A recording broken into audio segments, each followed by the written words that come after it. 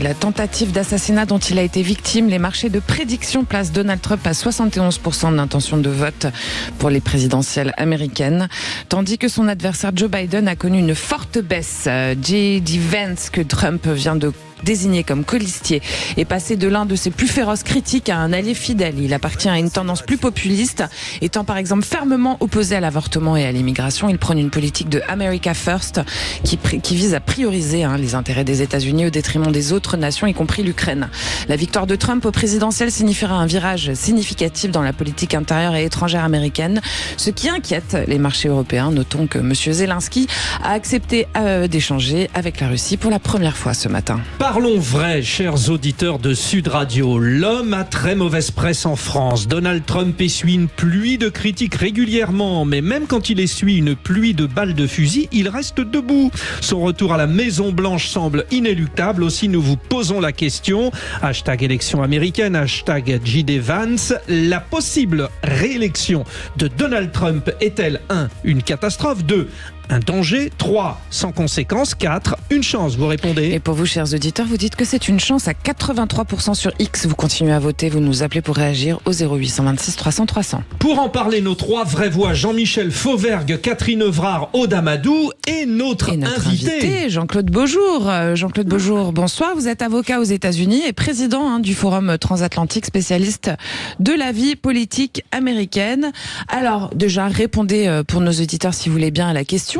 Pour vous, est-ce que cette réélection potentielle de Donald Trump est une catastrophe, par exemple, ou une chance pour les États-Unis? Oui, pour le monde. Une catastrophe pour l'Europe. En tout cas, il y a un vrai risque, puisque je venais de dire que l'Amérique telle qu'elle est vue par M. Vance ou bien par M. Trump, c'est d'abord une Amérique qui pense à ses propres intérêts, même si on pense toujours à ses propres intérêts, mais où l'Europe n'est pas une priorité numéro 1 pour un certain nombre de populistes américains.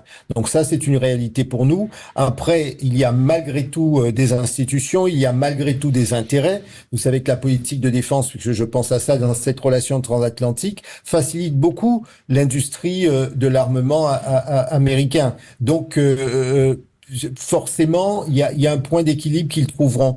Donald Trump l'a déjà montré, ça n'est pas non plus un idiot, c'est un homme d'affaires avisé. Il sait atterrir sur ses pieds. Donc, je pense qu'un certain nombre de déclarations sont plus ou moins en notre défaveur pendant la campagne, mais la réalité, le pragmatisme va reprendre ses droits s'il devait revenir à la Maison-Blanche. Alors, nos 3 vraies voix, même chose, un petit tour de table. Aude Amadou, ça serait quoi s'il revenait? Moi, je rejoins un peu ce que disait Jean-Claude, mais je voudrais juste donner un exemple, c'est-à-dire qu'on pense que si Trump revient au pouvoir, la politique étrangère américaine va changer, mais est-ce qu'elle a réellement changé quand c'était Biden? J'en suis pas sûr, parce que si on reprend l'épisode des sous-marins, avec l'affaire AUKUS, moi j'avais pu échanger avec des sénateurs qui nous ont dit it's just business. Donc les intérêts de l'Europe, dans tous les cas, ils sont affaiblis dans cette relation entre la Chine et les États-Unis. Donc que ce soit Biden ou que ce soit Trump, peut-être que la forme va changer, mais le fond restera le même, pour ma part. Catherine Evrard. Oui, alors moi ce que je trouve bizarre également, c'est que les marchés financiers n'ont pas l'air de censurer Trump, éventuellement président de la République. Quant à notre ami Vance, moi je me suis un peu plongé sur sa biographie, c'est pas inintéressant. Il a été dans les commandos de marine, il a fait des bonnes études de juridiques, il est dans le business, il a eu des échecs, comme Trump d'ailleurs. Je rappelle qu'avoir des échecs c'est toujours positif. Maintenant, effectivement, il y a un truc qui m'énerve moi, c'est qu'il soit barbu, excusez-moi. Bien que je dise quelque chose. Ça va rien changer, Catherine. Oui, ça change rien. Oui, Jean-Claude Beaujour, vous vouliez dire? Oui.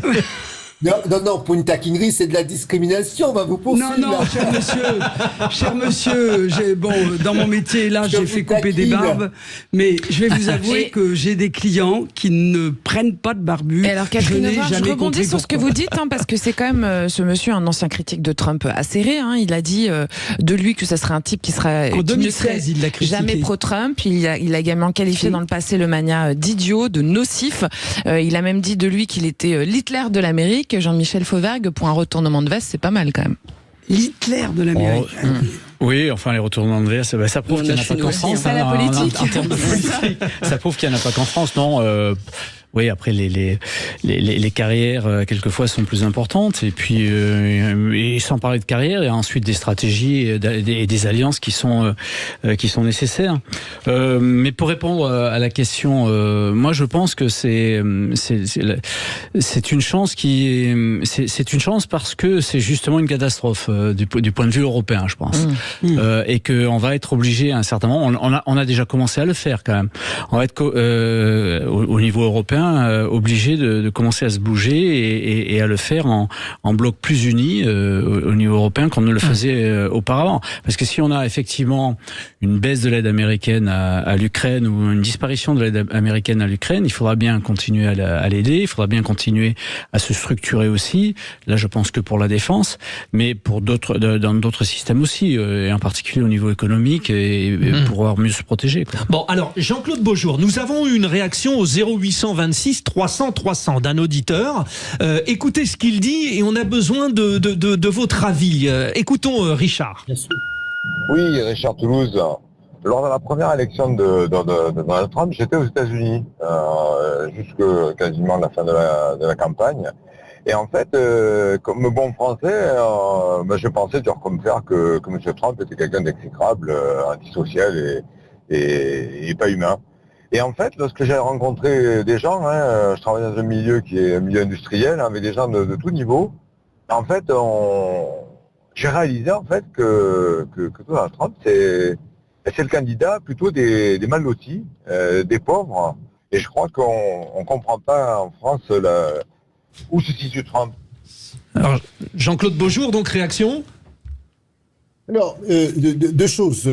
Je pense qu'on juge, ou en tout cas beaucoup ont jugé Donald Trump sur ses déclarations politique, non pas sur son savoir-être. C'est vrai que c'est un homme pas très agréable, mais c'est surtout sur sa dimension politique qu'il a été jugé, les prises de position qui ont pu être les siennes. Moi, je voudrais retourner et vous dire juste une chose sur le deuxième point. Vous dites c'est le candidat des pauvres. Non, il faut pas se tromper. Bien sûr, il y a un certain nombre de personnes qui sont des milieux populaires, mais vous avez énormément de gens qui sont cultivés, qui sont ce qu'on appelle chez nous des CSP et qui votent Trump. On ne peut pas être à ce niveau de résultats en se disant ce ne sont que les pauvres Américains. Non, ce sont pour beaucoup des Américains qui considèrent, par exemple, pour un certain nombre, que l'Amérique est en déclassement, que l'Amérique, n'oublions pas qu'il y a une lutte entre la Chine et l'Amérique pour avoir la première place de puissance du monde. Donc c'est cela qui se joue dans la tête de beaucoup. Il y a la question de la réindustrialisation. Certes, il y a les déserts industriels avec tous les problèmes que cela pose, mais ce ne sont pas que cela. C'est aussi une vision de l'Amérique, c'est aussi une vision religieuse de l'Amérique. Et là, ça n'est pas qu'une question de pauvreté. J'ai passé du temps dans l'Utah. Je peux vous dire que ce ne sont pas des pauvres, mais en revanche, ce sont des gens qui sont des traditionalistes, je dirais cela comme cela. Donc, il faut bien garder en tête que ce ne sont pas que des pauvres et les démunis. C'est une vision de l'Amérique qui s'exprime et qu'on entend comme cela. Audamadou, notre auditeur Richard, il dit que il a finalement compris que c'était moins pire que ce qu'il croyait Trump. Je rappelle tout de même qu'il est anti-avortement, anti-immigration, qui dit que c'est le sud des États-Unis qui l'intéresse avant l'Ukraine, c'est-à-dire que c'est le mur qu'il est en train d'édifier depuis quelques années pour empêcher les Mexicains d'accéder au territoire. Bon bref, sa concentration, elle est quand même très très claire. Qu'est-ce que vous en pensez, vous ? Alors moi, ce qui me dérange, c'est qu'on parle en tant que Français. Donc et les Américains, on a une culture complètement différente. Le point de vue sur la société n'est pas du tout le même du nôtre. Donc c'est vrai que ça peut paraître une chance, pas une chance. Enfin, on est quand même mal placé français alors qu'on a de grosses différences culturelles dans le mode de. On n'a pas de service public. C'est un pays qui est entièrement privé. Donc moi, ça me dérange un peu de poser la question en tant que Français, alors que pour y avoir été souvent, culturellement, c'est pas du tout la même chose. On n'a pas du tout la même culture que les Américains. Et Catherine Navarre. Et en prime, on oublie simplement qu'il y a pratiquement deux partis, puisque ils font à eux deux 90%. Et donc, il y a 90% des démocrates qui détestent les républicains et 90% des républicains qui détestent les démocrates. Alors, de toute façon, c'est assez ingouvernable déjà là-bas. Mais moi, je suis d'accord tout à fait avec Laure. C'est Aude, avec Aude. Oui, mais je sais avec qui je vous confonds. Oui, moi aussi, j'ai compris. Mais marqué dans une dernière émission ici, on m'a appelé Janine pendant toute l'émission, ça m'a pas gêné. C'était Bilger. C'est pas vrai, il est comme ça, Philippe Bilger. Il est comme ça. Non, mais je suis d'accord avec vous. Il faut qu'on arrête de critiquer les Américains quand on n'a pas ou vécu là-bas ou travaillé pour les Américains, parce qu'il n'y a pas que du mauvais. Voilà ce que j'ai envie de dire. Il n'y a pas que du mauvais. Jean-Michel Fauvergue, là, on parle des Américains, mais à la base, on parlait de Trump quand même, non? Oui, c'est vrai. Oui, mais il est américain aussi. Il paraît. Oui, non, mais j'entends tout ce qui est dit et d'ailleurs je vois que le fait d'avoir le bipartisme n'apporte pas forcément des solutions aussi. Donc ça, c'était pour un petit clin d'œil à notre politique nationale aujourd'hui. Mais moi, il me semble que si on regarde l'histoire des États-Unis, ça a été des histoires, une histoire de cycle. Où les États-Unis se repliaient sur elles-mêmes, ensuite voyaient mieux à l'extérieur et devenaient plus océanistes, etc. Donc c'est une histoire de cycle et là nous avons un candidat qui est sur ce cycle-là et avec des Américains qui d'ailleurs le dénominateur commun des Américains, c'est effectivement America First. Puis on a surtout un Biden qui est très fatigué. Moi, pour l'avoir rencontré au 80e anniversaire sur son discours de la pointe du Hoc, j'ai été choqué. C'est-à-dire, est-ce qu'aujourd'hui Trump est une chance face à un Biden qui veut pas laisser sa place? Enfin, moi, un homme très fatigué qui marche très lentement. On a bien compris, c'est pas si simple que ça, quoi. Donc, 0826 300 300, vous nous appelez, vous réagissez. Béranger, vous êtes toujours avec nous? Toujours. Ah, alors Béranger, justement sur cette image du président, du futur peut-être président, pardonnez-moi, américain, Donald Trump vu de la France, est-ce que vous pensez qu'effectivement on est mal positionné pour donner notre opinion?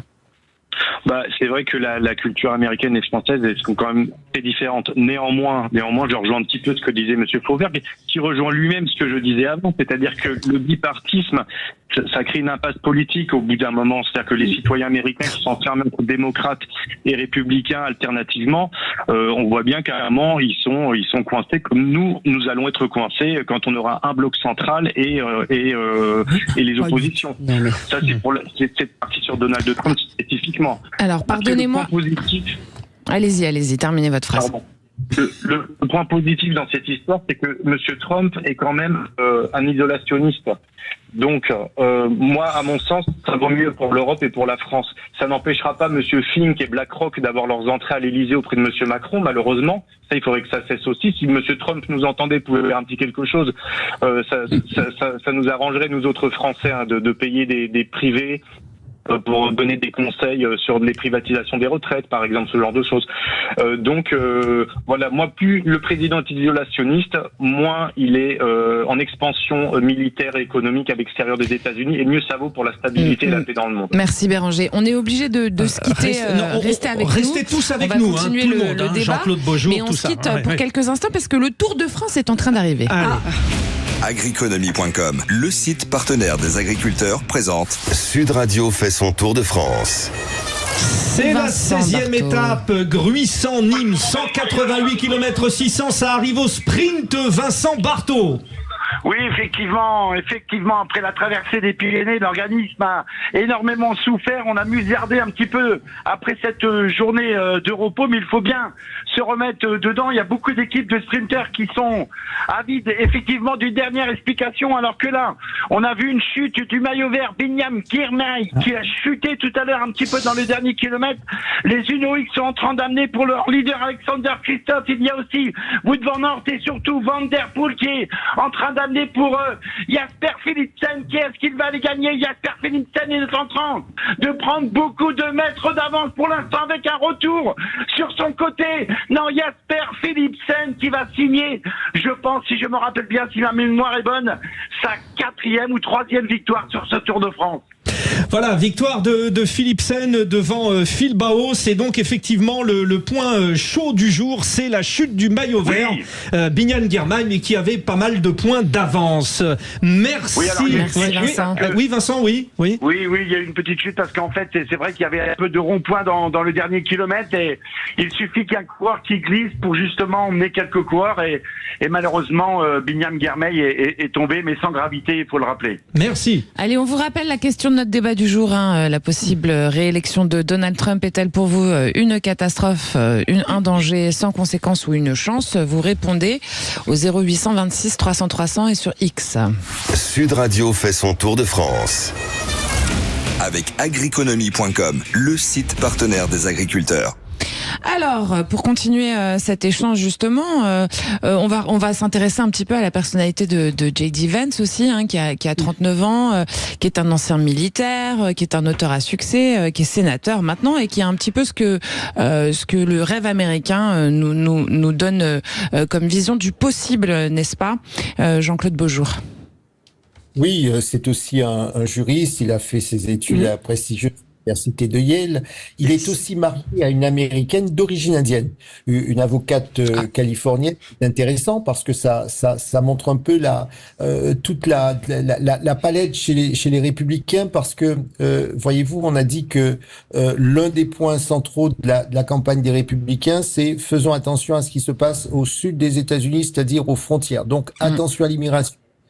Mais en même temps, il est capable de dire, oui, mais moi je ne suis pas contre la présence des Américains les plus divers. Je ne suis pas raciste comme on veut le dire. Et la question a été posée à un certain nombre d'Américains hier à la convention. La preuve, c'est que sa femme est d'origine indienne. Mais ce que je ne veux pas, c'est qu'il y ait, c'est ce que disent un certain nombre de républicains, c'est qu'on ait des gens qui viennent déstabiliser notre structure sociale.